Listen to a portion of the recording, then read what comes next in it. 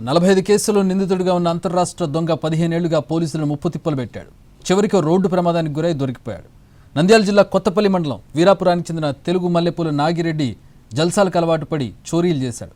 ఉమ్మడి అనంతపురం, కడప, కర్నూలు, తెలంగాణ, ఛత్తీస్గఢ్, కర్ణాటక రాష్ట్రాల్లో దొంగతనాలు చేశాడు. అతనిపై ఇప్పటికే 45 కేసులున్నాయి. 2023లో కడప జిల్లా కొండాపురంలో పోలీసులకు చిక్కి తప్పించుకున్నాడు. ఇప్పుడు రోడ్డు ప్రమాదం కారణంగా పోలీసులకు దొరికిపోయాడు.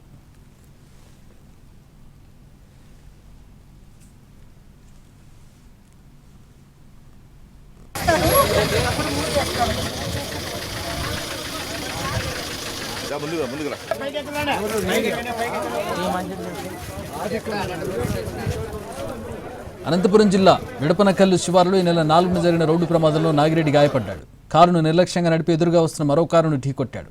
ఈ ప్రమాదం ఎదురుగా వచ్చిన కారులో ఉన్న విశాఖకు చెందిన దంపతులు మృతి చెందారు. ఈ ప్రమాదంలో నాగిరెడ్డికి కూడా తీవ్ర గాయాలయ్యాయి. ఘటనాస్థలికి పరిశీలించిన గుంతకల్ పోలీసులు నాగిరెడ్డి కారులో 3 లక్షల నగదు, కొన్ని ఆభరణాలు స్వాధీనం చేసుకున్నారు. పోలీసులు విచారణ చేపట్టగా నాగిరెడ్డి నేర చరిత్ర వెలుగులోకి వచ్చింది. నాగిరెడ్డి కోలుకోవడంతో అరెస్ట్ చేసి ఉరవకొండ కోర్టులో హాజరుపరిచారు.